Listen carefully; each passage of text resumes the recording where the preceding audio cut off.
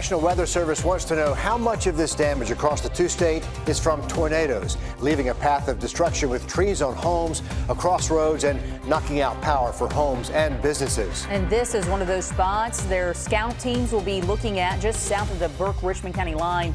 Deputies spotted a funnel cloud near Highway 23 heading towards Batesburg.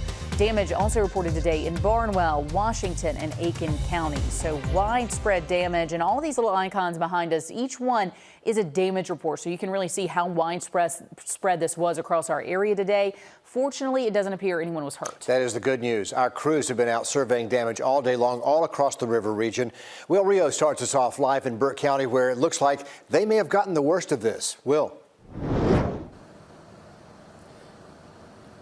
Yeah, that's exactly right, Richard. Old Waynesboro Road and Highway 25 in Burke County really took the brunt of this storm earlier this morning. Now, we talked with emergency crews. They believe a tornado made its way through the area, through Highway 25, over to Old Waynesboro Road. The family home right behind me. It's a little dark, so it's hard to see. A tarp lays over the front of the house after a massive tree fell on top of the front of the house. The family, thankfully, is okay, made it out in time. But for a lot of people around Burke County, it's going to be a long road to rebuild. All these trees Walking around with Mary Golden, she's been here for 47 years, and the aftermath of the storm is something she's never seen before. I said, oh my God, that's all I said. Her neighborhood was littered with branches and downed power lines. I heard it out here. It scared me. I got up.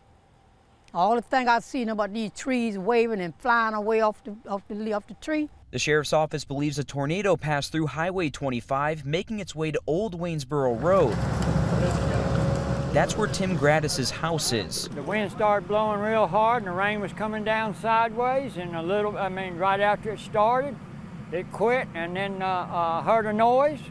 It picked that tree up and set it on the house. The tree fell right next to his bedroom, destroying his bathroom and the entire kitchen. He says everything happened in the blink of an eye. It didn't last long. I mean, it was here and gone, and it probably under a couple minutes at the most. Throughout the day, the community is coming together to offer a hand to Gratis and the others impacted. It's amazing, because you don't see a lot of that these days. But down here, out in the country, so to speak, we have to take care of each other, because 911, it takes a while to get here. Even though it's a long road to rebuild, Gratis says he's lucky to still be here. I got cows, I got to feed them, take care of them, and still try to put my life back together all at the same time. I feel blessed.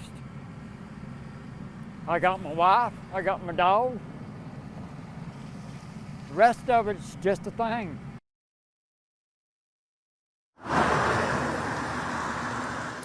And we talked with the sheriff's office earlier this afternoon, and they say that they prep for situations like this. They said that when they got calls at 11 a.m. this morning, that they immediately went out to start assessing that damage. The sheriff's office says that they will be out tonight and into the morning to hopefully have everything cleaned up. But for this homeowner here behind me, it's going to be a long road to rebuild, like we said. So some people taking the brunt of the storm that we saw.